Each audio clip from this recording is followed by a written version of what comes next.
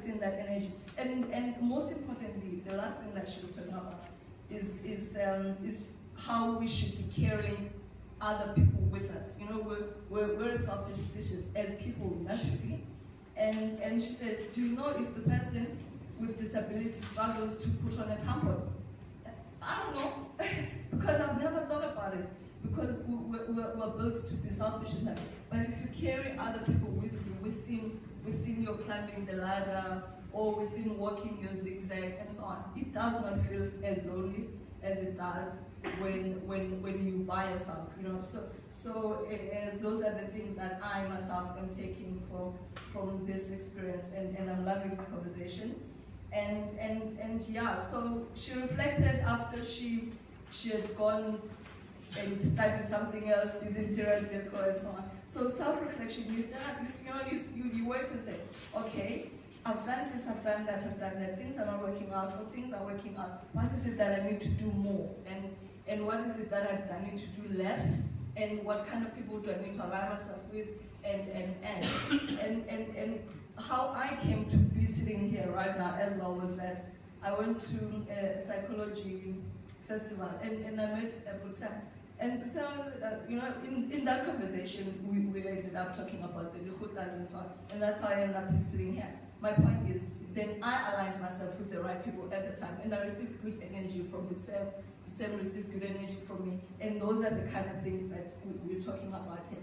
Empowering ourselves in terms of you know, our surroundings, empowering ourselves in terms of what we think, empowering ourselves in terms of what we take in, you know, and feeding our minds with all sorts of things, with the right things, you know, and just making sure that you're in the right space and you have a spirit of a child, most importantly, because I think that's what we're emphasizing, because then a child is not scared to rejection for a child. We shout at children all the time. We go, hey, go away, ma, hey, go away. That child does not feel, oh, I've been rejected, which is what she's been talking about. You push on, you move forward. So yeah, in the power of having a spirit of a child, and I'm gonna sit, yeah. Well, I'm sitting, so but I'm gonna take a bow. Thank you so much.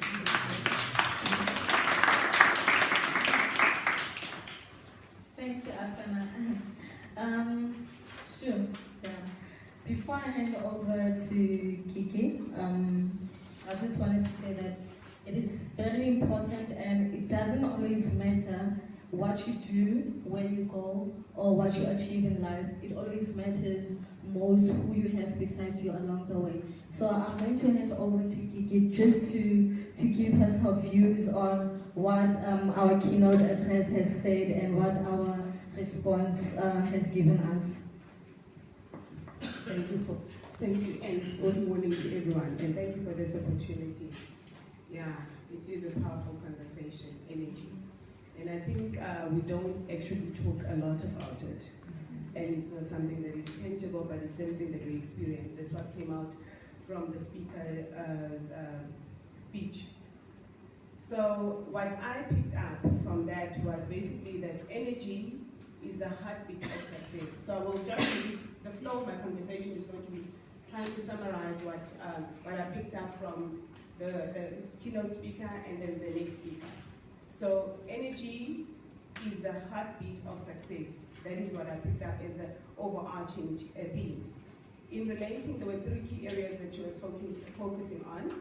One is energy, defining what energy is, basically. And then the other one is that the pros and the cons of energy, or rather managing energy and not managing energy.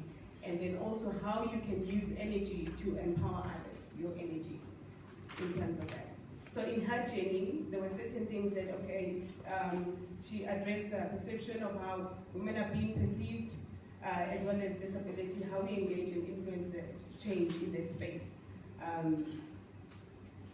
Then basically, the flow of her conversation was around to say that she started a career around about 25 years old, and there was a lot, but that was informed already by preperception on how people saw her from a childhood, to say that she was an energetic child, but she needed to be restrained.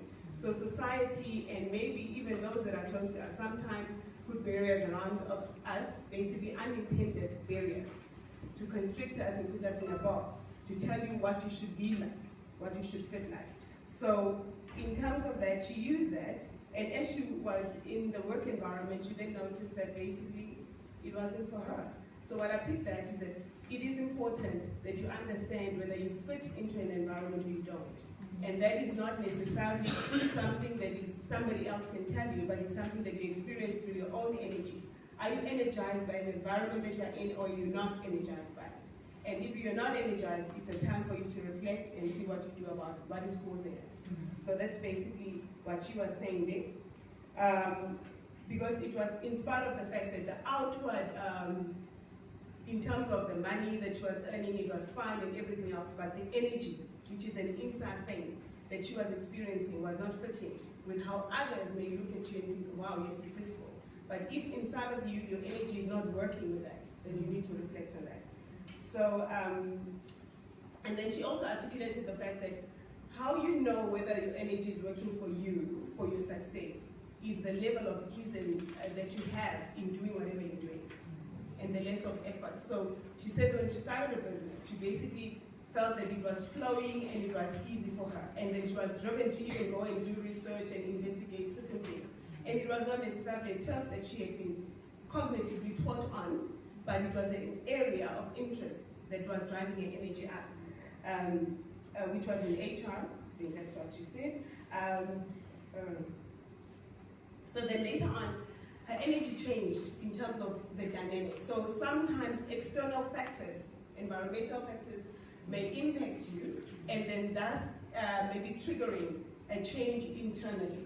Because it was a draining a space that she was in terms of the fact that the economy was down and she was struggling to get there. But it was also an indicator in terms of her energy that she needed to change something. Because her energy then also downflowed. And then she did a reflective exercise where she basically said that she went and she reflected, she withdrew from a business. And then when she was withdrawing from a business, then it was time for her to look internally. And basically the reflective was around the studying. And then when she was reflecting, it was more of a time out for her. But also what I picked up is the fact that it was a time for her to capacitate herself. And that capacitation gave her inspiration and a refreshed, renewed energy. And then she could restart. And again, what was common is that in the first instance, when the energy was down, and in the second instance, when she was reflecting, she realized that the energy was down, and then she used the same recipe. So in other words, there's nothing that is lost. So she had used the same recipe that she used to succeed initially, to actually succeed in the second phase of her success, basically the latter part, where she went into a different space again, and then she was doing exactly the same thing as she's done.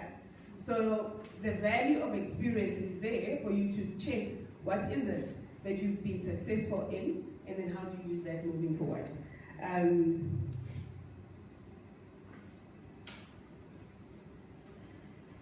Okay, so you actually also referred to, yes, okay, so I covered that. And then the other thing that she brought to the table was, what energy do I bring? What do I deposit in others? I think she indicated that your energy, you need to be conscious of the energy, not only for the impact. For me, that's what I picked up, is to say basically, what is the impact that I'm having in the space that I'm in? Is it positive, is it working for me, or is it not working for me? That is a consideration that you need to do. To basically ask yourself, is this energy working for me or not? And then adjust it, because you've got the opportunity to that. But you don't adjust it just for the sake of adjusting. It's adjusting for the reasons that you want, the impact that you want, the difference that you want to make. If you want to succeed, because you'll take input. If the input is for your success, then you can adjust your energy. But if the input that you're getting is not for your success, then maybe it's something to ignore. That's what I basically got from her. So the impact of your energy, you need to manage it, definitely, for the impact that you seek. And then the other thing is that sometimes when we are through environmental, I think that's when she was talking about dress codes, and then young ladies. That's when she was basically indicating that in her own experience, she used dress to disguise basically how she felt and all that, because what she read from the environment was threatening in a way. And then she then decided, and she had certain perceptions about that, to say that this is affecting me in this way. And then she then came up with the strategy of how am I going to basically ensure that I still manage my energy by disguising how I look. But the important point that I picked up there for me was to say that the environment sometimes makes you change who you are comfortable with. You to adapt, or for you to feel that I need to win. You feel that you're subjected to a space where you feel that I need to change who I am so that I can be accepted in the space. So acceptance is important. So but you need, and that does not necessarily, it's usually driven by insecurity. So acceptance is not you accepting yourself, because all the time you accept yourself. But when you get some feedback from the environment that you do not fit, then there's an insecurity, then you need to find a way of how do I adapt to that one. Okay, and then, yeah. So moving forward. So, and basically to say that in that context, is that we've got basically experience as women and as a people, is particularly because this is a women empowerment space, is that as other women, we have had personal experiences in terms of the work environment. How are you using those experiences to empower younger women so that they don't have to jump through the same hoops and the loops that you had to do to gear them for success? So how do you use your personal experience to basically empower others so that they've got better confidence than you had when you started off?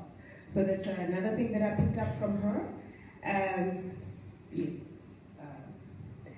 Then, in terms of disability, what I picked up is that there are other people, as a woman or a society, that are struggling more than you are, because we all perceive that we've got our own little battles.